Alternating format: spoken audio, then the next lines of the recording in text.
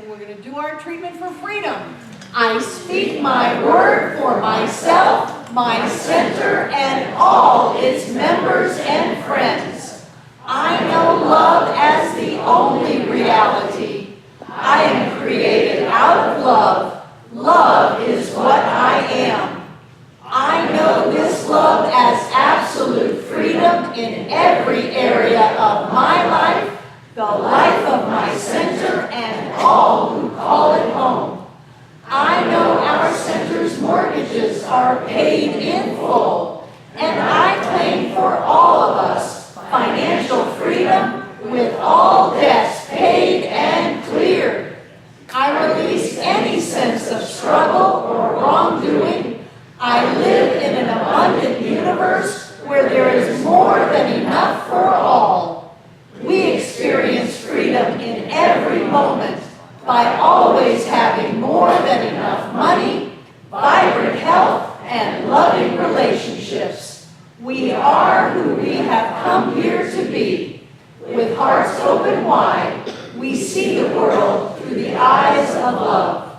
We are blessed, we are rich, and we are free, and so it is. And our points of power: I always pay attention. I always tell the truth and tell it quickly.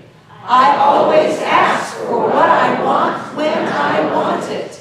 I always take total responsibility for my experience. I always keep my agreements. And so it is. Yay, John's home!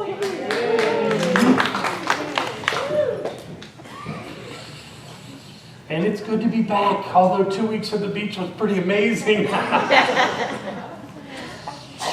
Barbara's and my bodies were vitamin D making machines, I'll tell you. It was wonderful. And the world kept on doing what it does while we were gone. You probably have noticed how many things that we don't necessarily agree with or want to see happen are happening in the world, in our country specifically these days.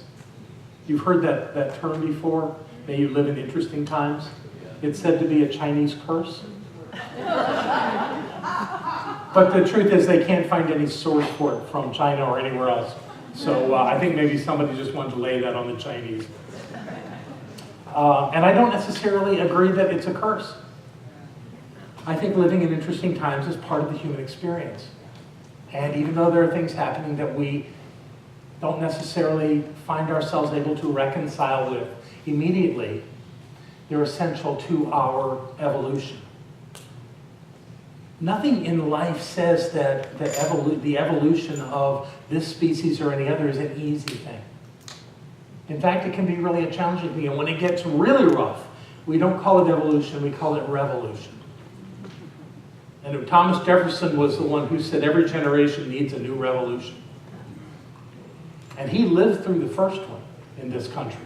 So he knows how hard that was and what the costs are of revolution. Yet he still said that perhaps we need that. And what could that mean, that each generation needs a new revolution? Could it be that each generation has a responsibility to renew itself, to reinvent itself, to reestablish itself, to create itself new in a structure, and to redefine its realities? Perhaps that is what is going on in our country right now. As hard as it is to see these individual events happening, they are happening. And you know, it's interesting how we have decided to identify them, or someone has, probably the media, decided to recognize them by the metropolitan area where they happen. You know, Ferguson, Baltimore, Charleston, San Bernardino.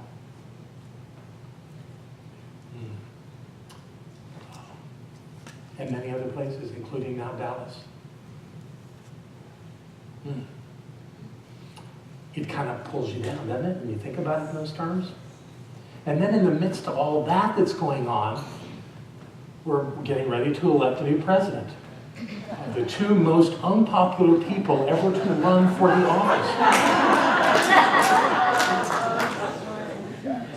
And you just want to go, what is wrong with us? Nothing is wrong with us. And I probably won't mention presidential politics again until November, when I'm trying to help you remember that it's all working out exactly as it has to for us to get where we need to go. Doesn't have to be pretty. Revolution is never pleasant. Evolution is never easy. It's the hard part of life, yet we must evolve. We must learn how to be a better species, to do what we do better than we've done it before. And we have to learn really to see where people are coming from with different points of view. If you watch television news and the news channels, God forbid. Barbara's actually going to turn our TV off again while I'm gone this week. At the same time, we must, at some level, stay informed so that we can support the movement of our consciousness to a greater plane. Not to be pulled down by it. That's the distinction I want to make with you today. That living in interesting times, and you know this isn't the first time that we've had interesting times. I mean, I remember growing up when I was in elementary school and middle school, that the president was killed, and his brother was killed, and Martin Luther King was killed, and there were riots all over America, and we were fighting in Vietnam, and thousands of young men were dying. That was interesting. Let's don't do that again. And now it seems we've decided as a people, as a nation, to kind of turn on ourselves and be afraid of one another. That's not going to work either.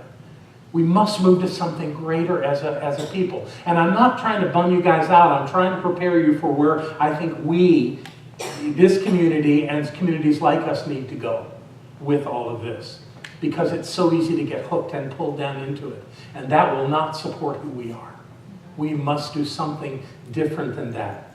And so I think we need a context. And I decided to use as my context this morning the story of Adam and Eve in the Garden of Eden.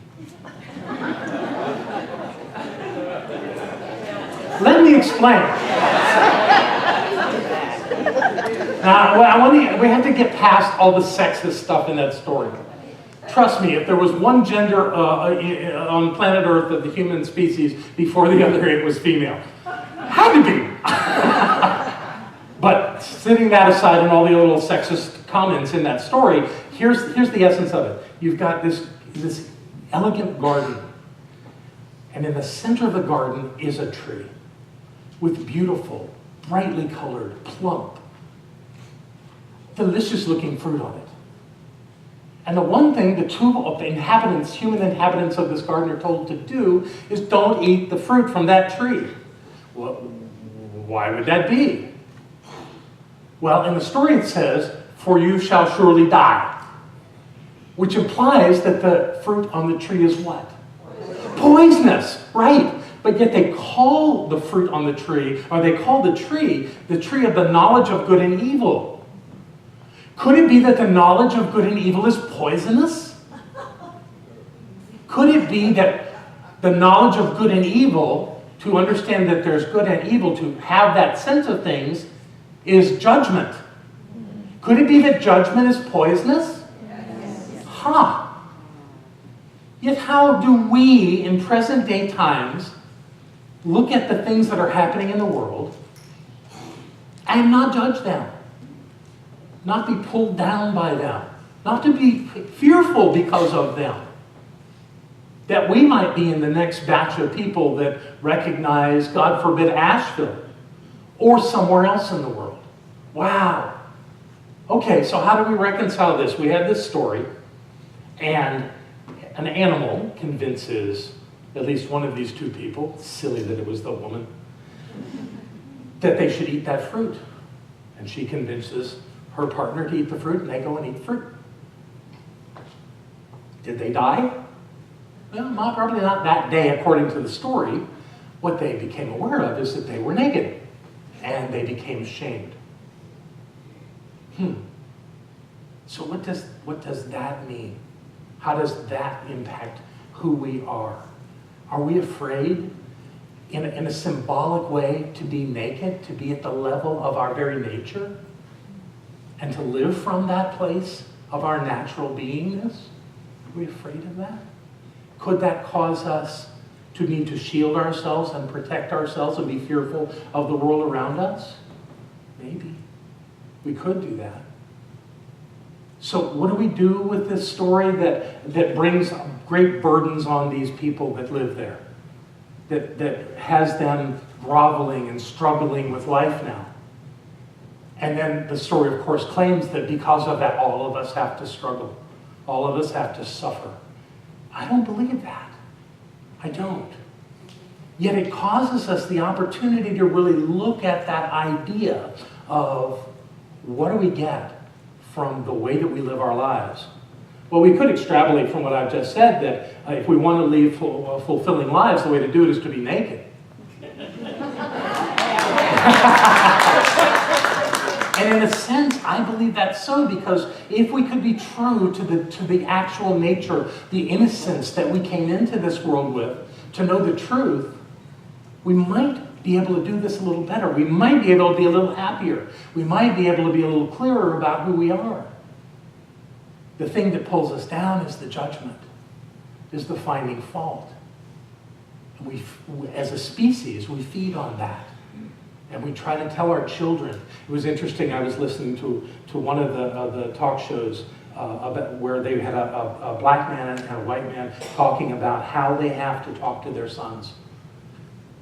How the white man tells his son to respect the police. And how the black man tends to tell his son to fear the police and to protect himself from that. We need to get past that. We need to, as a species, to move to a place where we can honor one another and see that we all have a job to do. Where that idea of our ancestry and what racial resources we came from, how that becomes irrelevant to the story. That we all deserve to be honored and respected and supported, regardless of race or sexual orientation or gender or any other division you want to make up. That's nonsense. Yes.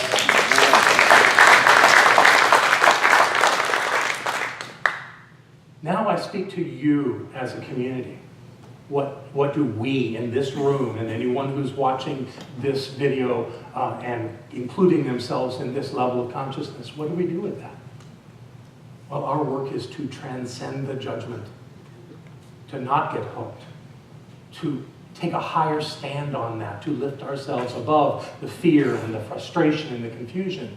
Not because we're better than others. We're not better than others, but we have the divine distinction of having a sense of who we are and knowing that our thoughts are things and that we can use our thoughts to create life for ourselves, and that all spreads over everybody else as well. And that if enough of us do that, we do actually change the consciousness of the people in this country and around the world. But we have to do it vigilantly. We have to do it consciously. We have to do it with great intent. That is the work before us. And that we can't go into denial. We cannot play as though we're not a part of it, because we are. But being at fault doesn't help.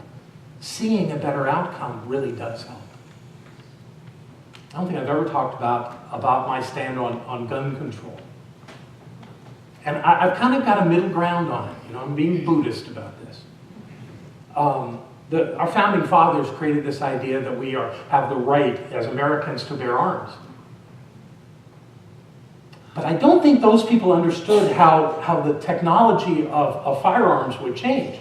When they wrote that into the Constitution, you had to take a little ball of lead, put it in a long gun, pour in some black powder, and cock it and shoot it. And then you had to take a little ball of lead and put it in there and pour it in. And it's like, that was a very different way of experiencing guns. That's not the way it is now. So is there something, and you know what, I even understand the NRA. I get where they're coming from. Once you start banning guns, you'll just ban them all, is their thought. Maybe. I don't know how you do that with 100 million guns in this country already. But the idea of it makes sense to me, that we have to find a way to make this work, so we're not setting ourselves up, so that we can do this thing, being human on planet Earth, better. And I'm not sure that guns help us do that. So let's find a way around that one too. Yeah. Our job is to be light bearers. And as Barbara said to me this morning, and I will quote her directly, you can't be a light bearer if you're complaining about the darkness. She nailed that. It caused me to gasp when I heard it. That's it. So we are light bearers. We must bring forth the light of Spirit. Now, does that mean that we can get the light into every corner on the planet? Maybe not as much as we would like to, but we can put more light out there if we recognize who we are and that that's our task. In 1975, a man named Patrick Overton wrote a book called The Learning Tree. In that book, this is what he wrote. When you come to the edge of the light you have and take that next step into the darkness of the unknown, you must believe one of two things will happen. There will be something solid for you to stand upon, or you will be taught how to fly. That's a statement that says we cannot lose if we continue with our faith in ourselves and in knowing the presence of God within us, with the highest God and the innermost God as one God, knowing that we cannot make a mistake if we remember that no matter what. From that place, we can shine a light far beyond what the world is experiencing right now. And from time to time, someone says something that really just needs to be shared. And Barbara and I got an email this week from a colleague, one of the people that used to be my charge at home office in Golden, Colorado. His name is Eugene Holden. He's a practitioner. Although on subsequent emails, some of my colleagues called him Reverend Eugene, so maybe he's got a promotion, I don't know. But he wrote something this week, and if you don't have any idea who Eugene is, he is the manager of World Ministry of Prayer. He's a black man. And he's one of the most loving people I've ever known. This is what he wrote to us this week. Now is the appointed time, he calls this. I can only express from who I am, a black man living in America, serving Centers for Spiritual Living as the manager of World Ministry of Prayer. Now is the appointed time for me to use this platform for something other than announcing upcoming trainings or events. Let us not be fooled. We are at war. But this is not a battle between white and black or good and evil. It is a battle of consciousness. This battle is an internal one. Internal to the nation, internal to ourselves. Yes, this is an inside job. Some of us may say it's all good and that there is nothing to be healed but truth to be revealed. But for truth to be revealed, we have to remove the blocks, wherever they may be, that are preventing divine revelation from being brought into the light. The sickness of racism has plagued our great nation for close to 400 years. With the technology of today, the result of racism is being boldly put in our faces like no other time in history. And truthfully, this is a good thing because we need to see the condition of this body we call America. We must see we are called to do our work. We must see that denial does not serve us or the greater good of humanity. If there has ever been a call to prayer, this is it. And now is the appointed time to answer this call. I'm not saying that we just get together and pray for our communities, even though this is greatly needed and highly encouraged. We're called to go deeper in our prayer work for ourselves. We're called to treat ourselves, to uncover any and all discord within us. We are called to pray for the courage to look at ourselves and heal whatever needs to be healed. Then we are called to be the healing presence of the divine wherever we go, and to be that healing presence in ways that only we can. Dr. Holmes taught us to treat and take action. My beloved friends and colleagues, now is the time to put aside for good all of the petty gripes about the organization, how the organization is run or not. Now is time to stand together as a united front, as centers for spiritual living, proclaiming that we are here for love, that we are here for peace, that we are here for God. Now is the appointed time to accept and celebrate our differences without judgment or agenda. Now is the time to ask ourselves, how may I serve today? Now is the time to take a bold stand, not for one race of people, but for all people who make up this divine family called the human race. Now is the appointed time, and we are the ones appointed to make the change. Join me and thousands of others in knowing the truth. In spite of the appearances, there is a healing going on, and it is going on right here and right now. Let's be grateful for a time such as this. Grateful because we get to practice what we teach. Peace and abundant blessings. Eugene Holden, religious science practitioner.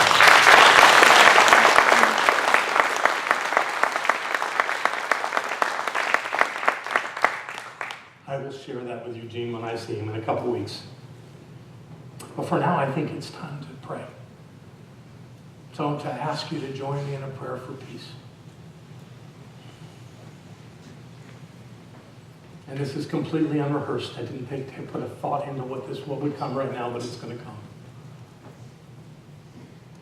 Even now, right now, in a world with so many questions, with so much fear, so much confusion, God is still all there is. That creative presence that knows all, that sees all, that is all, is functioning perfectly. It always has. It always will. And what is before us is not confusing. It is the presence of the human experience on planet Earth as we take it as our responsibility to create a peaceful experience for ourselves, for our children, for our grandchildren, for our neighbors and friends, and for people we will never meet. We make that experience of peace real by living that truth right here and right now. We live from peace. We rise above all conflict and confusion. We look in the direction that creates the better world for us and all we know and those we don't. For we are an evolving species, learning about this thing called life on planet Earth. We're doing it better than we think we are. We live in the most peaceful time known to man. Yet we still see these things happen and we rise above them. We see something beyond them. A commitment, a dedication to peace. We live the dream of a better world where we really do get along, where we really do honor one another. And by doing that each day, each moment of our lives, we step into that greater experience of life and give others an example to follow. So I stand here today grateful for my life, grateful to be alive in this year 2016, grateful for those who have given their lives so that we may change our ways as a people, that we may step into something clearer, something more noble in our actions and our interactions. In that place of gratitude, we see a world that really does work, where people are respected and admired, where resources are shared, where abundance is the norm. And I am grateful to be a part of a community that is willing to look at that and consider that and lift themselves up into that plane of understanding. For I know that God lives within each one here. And that presence continues to be present as we become more aware of it. And we live from that knowing in all that we think, all that we say and all that we do. I love life. I am grateful for life. And I live from that joyously, happily, lovingly every day. And I know that others join me in that. So thank you, life. Thank you, Spirit, in me, as me, moving through me, for the blessing of this knowing as I celebrate this day and every day. I let it be so.